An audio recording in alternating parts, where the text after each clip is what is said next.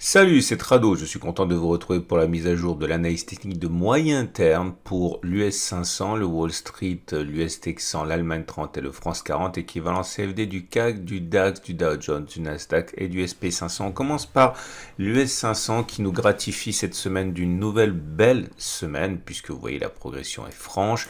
Depuis qu'on a cassé le support hebdomadaire qui a été en fait une résistance, 39,40, 39,70, et bien cela a changé de polarité et ça a surtout libérer un potentiel important dans un contexte où la tendance est haussière. On le voit parce que vous voyez la moyenne mobile à 20 périodes et ascendante, la moyenne mobile à 7 périodes et ascendante, la moyenne mobile à 50 périodes et ascendante. Autrement dit, la tendance immédiate, la tendance générale et la tendance de fond sont toutes les trois haussières. Il n'y a aucune raison a priori de penser que nous soyons sur le point d'inverser la tendance. Évidemment, à un moment cela va baisser, mais pour l'instant on est plus dans l'accumulation d'inertie haussière que dans l'inversion de tendance.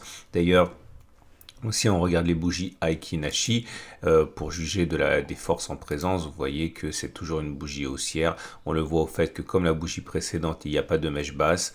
La mèche haute est relativement contenue par rapport à la longueur de la bougie entière. Ce sont des bougies de hausse, comme vous pouvez en voir ici, par exemple, ou là. Donc, encore une fois, à un moment ou à un autre, il faudra consolider. Sans doute ira-t-on tester un support, mais dans l'immédiat, il n'y a pas de raison de privilégier pour la semaine prochaine une baisse davantage qu'une continuation de la hausse. Et la situation est identique du côté du Wall Street, équivalent CFD du Dow Jones, avec une nouvelle semaine de hausse depuis qu'on est passé au-dessus de la zone 31 031 275 qui était résistance et qui a été support. Et bien on a libéré là aussi un potentiel important. Vous voyez comme cette zone a changé de polarité lors de l'incursion du 22 février. On est dans une situation où aussi la tendance immédiate, la tendance générale, la tendance de fond bien, sont haussières avec des moyennes mobiles à 7, à 20 et à 50 qui montent. Là aussi, aucune raison a priori d'envisager une fin de hausse. La pression est haussière. Évidemment, à un moment, il y aura une consolidation, mais aucun signe avant-coureur pour l'instant. Regardez les bougies Aiki Nashi, elles sont de toute beauté. Nous avons cette succession de bougies vertes et puis surtout depuis deux bougies et des bougies sans mèche basse avec des mèches hautes contenues. Encore une fois, pourquoi envisager une fin de hausse maintenant?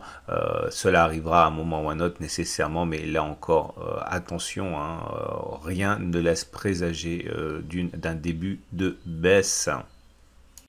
Et l'US Texan, équivalent CFD du Nasdaq, est dans de très bonnes dispositions également. Regardez la moyenne mobile à 7 qui a fait mine de croiser la M20 mais qui est repartie vers le haut. Maintenant, elle est ascendante. Donc là aussi, la tendance immédiate, la tendance générale, la tendance de fond sont haussières.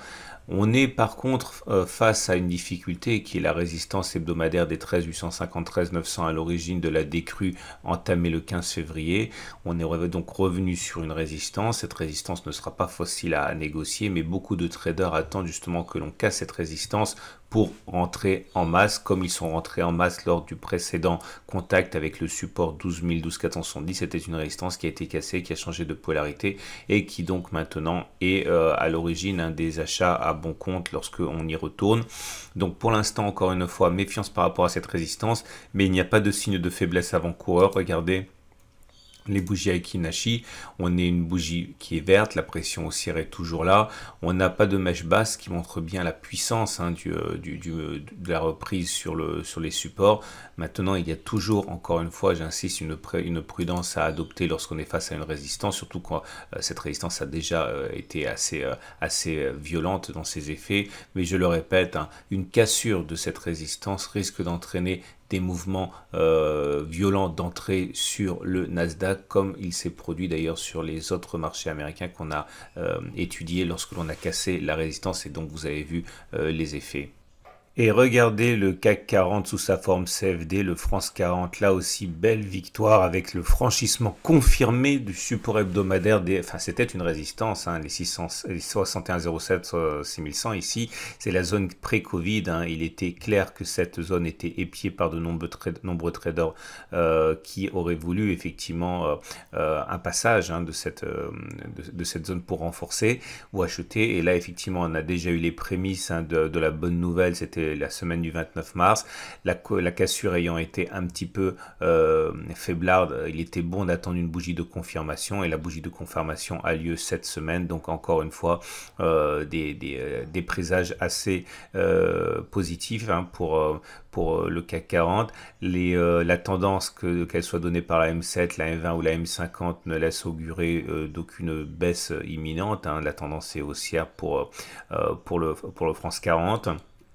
On est également tenté de regarder les bougies Aiki Nashi pour voir les forces en présence, et vous voyez là aussi une bougie sans mèche basse avec une mèche haute, mais encore une fois assez réduite par rapport à la taille de la bougie. C'est aussi, il n'y a aucune raison a priori de penser que la baisse soit terminée pour le France 40.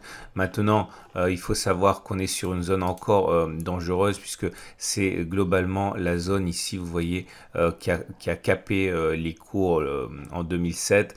C'est une zone qui est potentiellement encore dangereuse et active jusqu'à la fin du mois, puisque c'est une zone qui en fait existe sur les données mensuelles.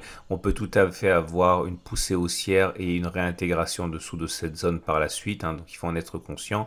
Mais là aussi, hein, au-delà du fait que ce soit une zone difficile à négocier et qu'on n'a pas encore passé, même si on a passé la petite résistance ici, il n'y a pas de raison de privilégier une baisse la semaine prochaine davantage qu'une hausse. Et on achève ce tour d'horizon avec le DAX 30, équivalent CFD, c'est l'Allemagne 30, avec un scénario que l'on a vu déjà se produire sur le Dow Jones et le SP500, à savoir la cassure de la zone 1400-1440 qui était résistance, qui a libéré un potentiel aussi important. Il y a un changement de polarité qui s'est effectué sur ces niveaux. La tendance donnée par la M7, la M20, la M50, eh bien, cette tendance, elle est haussière. Là aussi, aucune raison a priori d'envisager une fin de hausse. La bougie qu'on vient d'inscrire est néanmoins une bougie de doute, hein, puisque vous pouvez le voir, un petit corps, mèche haute, mèche basse, c'est un signe d'indécision par rapport à la croissance que l'on a déjà à laquelle on a pu assister. Regardez les bougies Aiki Nashi. Elles sont vertes, elles sont grandes, elles sont sans mèche basse. Encore une fois, c'est des bougies de pression haussière importante.